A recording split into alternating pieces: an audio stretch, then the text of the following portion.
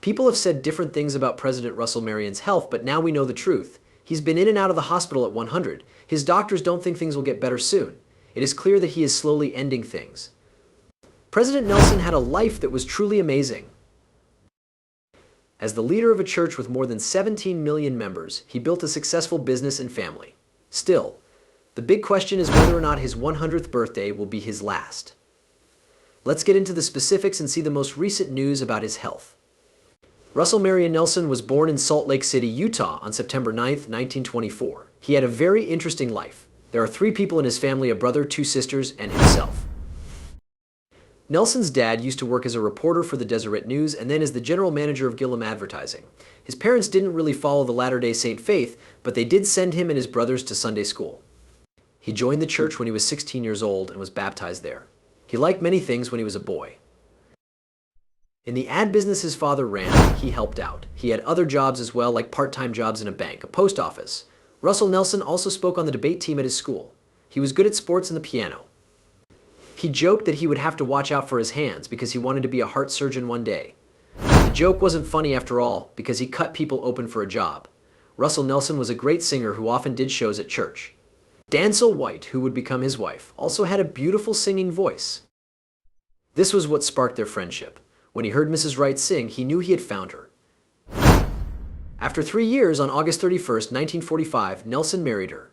After getting her bachelor's degree, Dancel worked as a teacher until they had their first child. She gave up a lot so that her family could do well. Dancel and Nelson decided that they would have their 6 daughters first, then start making money. After getting married, they had 10 children whom they loved and tried to give the best life they could. Dancel passed away quietly in Salt Lake City in 2005. Richard Nelson, her husband, was with her. Nelson worked hard as a teen and as an adult.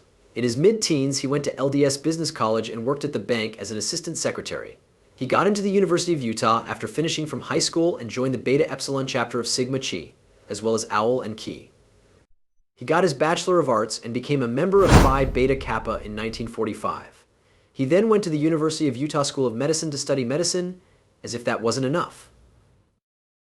Nelson got his Doctor of Medicine degree and was the top student in his class. He was only 22 years old. He did his training in medicine at the University of Minnesota after medical school. He made the heart-lung machine that helped with the first open heart surgery on a person while he was in college. Russell Nelson has a Ph.D.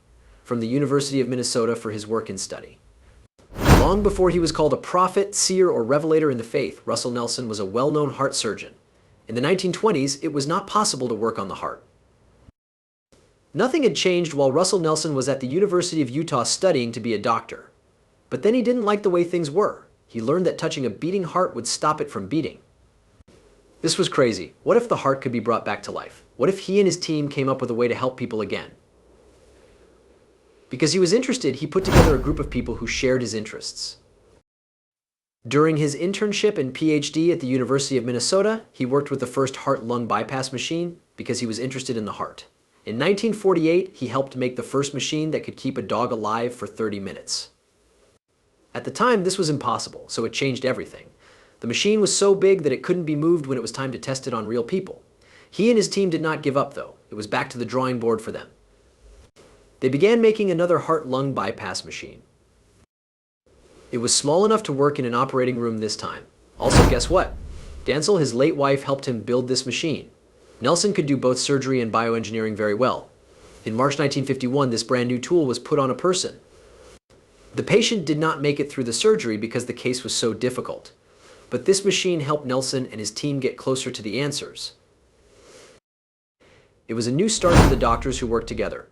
Nelson went back to the University of Utah in 1955 as an assistant professor of surgery and program head for thoracic surgery. He made an improved version of the heart-lung bypass machine there. On November 9, 1955, this machine was used for Utah's first open heart surgery. The person, Vernell Worthen, had an atrial septal flaw. After surgery, he lived for a very long time.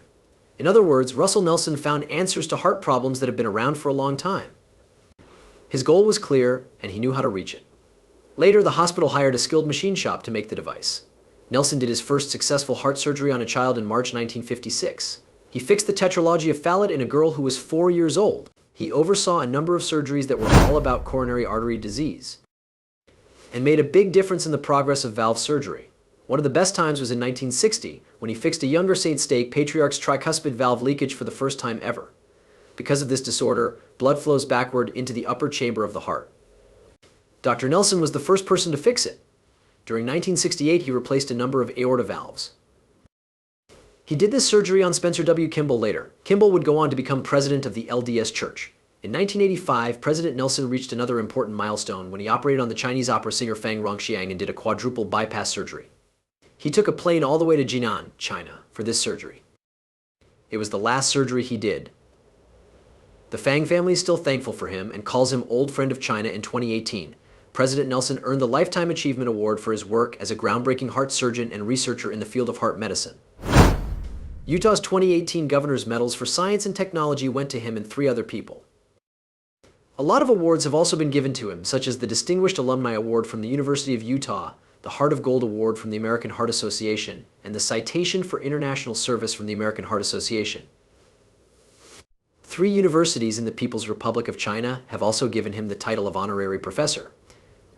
Who's who in the world, who's who in America, and who in religion all name him. He went to Illinois in the fall of 1965 to look into a good job offer to lead the cardiovascular and thoracic surgery unit at the University of Chicago. When he got there, he and Dancel found the best place to raise their 9 girls. Aside from not being sure about the job, he was excited about the study and professional chances it would give him. He met Dallin H. Oakes, a young law professor from Chicago, and his wife June one evening. He told the couple about the ways they could make money in Chicago. Because the deal was so important, Dallin did everything he could to get him to take it. Dr. Nelson was excited about the job, but he still needed to hear from one more person.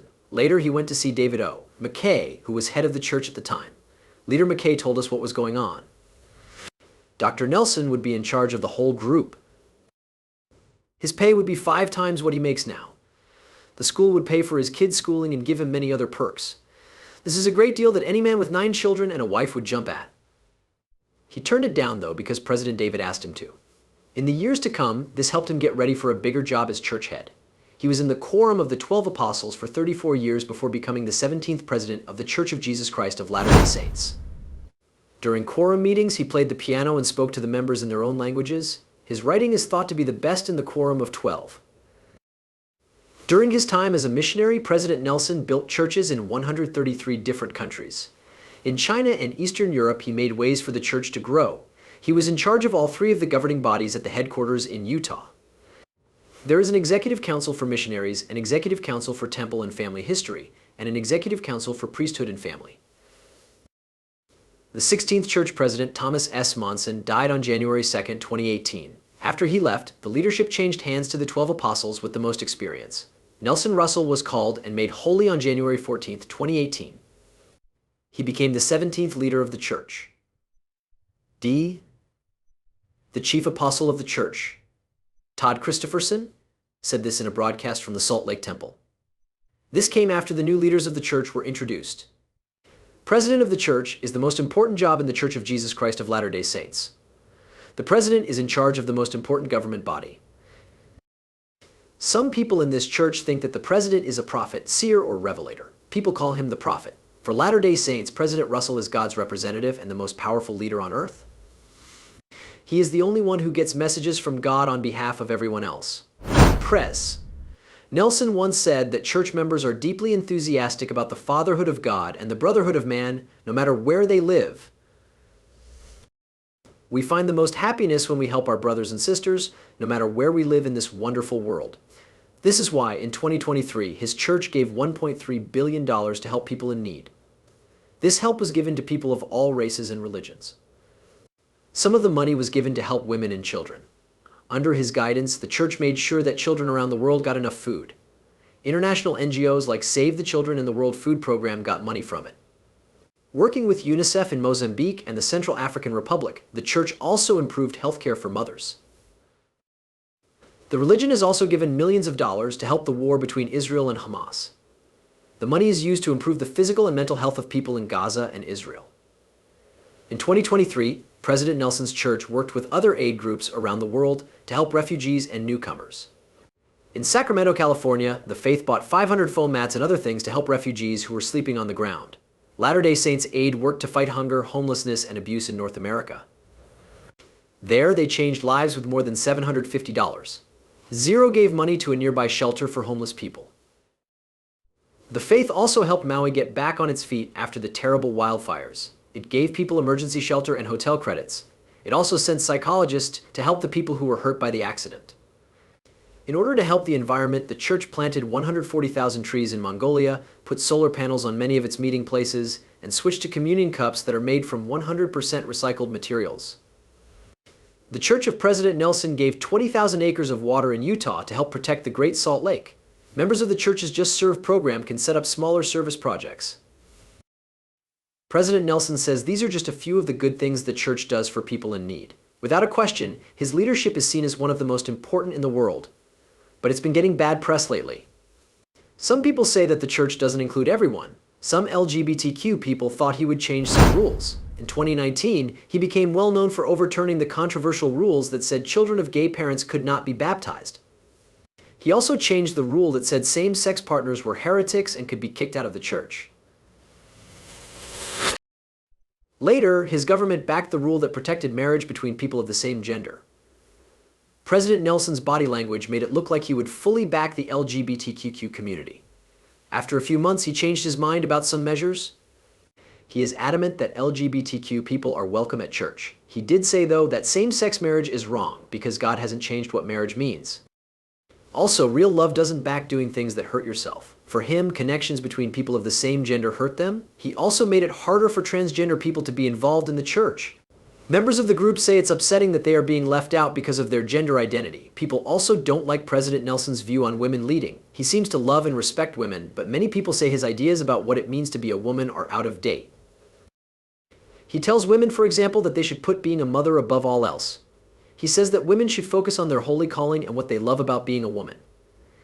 Because of this view, women are not allowed to be priests in the church or to lead ceremonies like baptism or blessing the sacramental items. But they are in charge, sometimes speak from the pulpit, and lead prayers and worship services for the whole congregation. President Nelson keeps giving his all, even though it's hard to lead over 17 million people. Keep in mind that he is the prophet president who has lived the longest, and age is not on his side. He just turned 100, and his health is getting worse. The 100-year-old is having a hard time keeping up with how fast the world is moving. In 2023, he didn't make it to the general meeting at the hotel in downtown Salt Lake City. He said in a statement that he had watched the general conference on his computer. He said he hurt the muscles in his lower back when he fell. That thing changed his life for good. It happened after the party for his 99th birthday. He slipped and fell while he was still having fun. He got better quickly thanks to treatment, but doctors aren't sure how fast he can get better since he is 99 years old. To help him get better, they gave him a treatment that would be slow and careful. He's still not back to his old self after a year. It's been said that he can't sit still for long. He didn't say that his health was getting worse until lately. He finally gave in on some points. First, he doesn't travel as much these days. Beginning in 2022, he began giving his twice-yearly general conference speeches while sitting in a chair.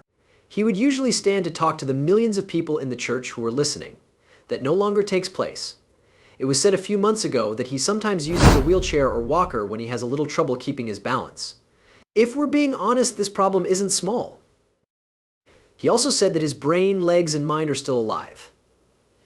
At the end, he said that his trouble keeping his balance wasn't important. President Nelson isn't the only church leader whose health is getting worse. Thomas Spencer Monson, who came before him, had memory loss before he died. What members knew about his health problems was that he missed a meeting with President Barack Obama in 2015 and cut in half the number of speeches he was going to give that year. After 2 years, the church leaders said that President Monson could no longer visit his office or go to meetings because of his age. That year, President Monson gave 2 short talks at the Faith Spring General Conference. He did not attend the Saturday or Sunday afternoon sessions, though. He was 90 years old when he died on January 2, 2018. Gordon Hinckley was the 15th president of the church and led it from 1995 to January 2008. Luckily, neither his physical nor mental health ever got worse. He kept giving talks at church conferences until his death in 2008, when he was 97 years old. Howard Hunter was elected president in June 1994, but he only led the church for 9 months. He was 87 years old when he died on March 3, 1995. He was 94 years old when he died in May 1994. He was the 13th president. He was not seen by many people in his last 5 years. He rarely spoke to the faithful at conferences or in public. There was a similar event with Spencer W. Kimball, the 12th president who took office in 1973. By 1982, he wasn't seen in public very often. Kimball went to at least one session of the General Conference every 2 years until he died in 1988, when he was 90 years old. Even though President Nelson is slowly dying, he won't give up without a fight. He's doing what his doctor told him to do and eating well too. His food is mostly made up of plants.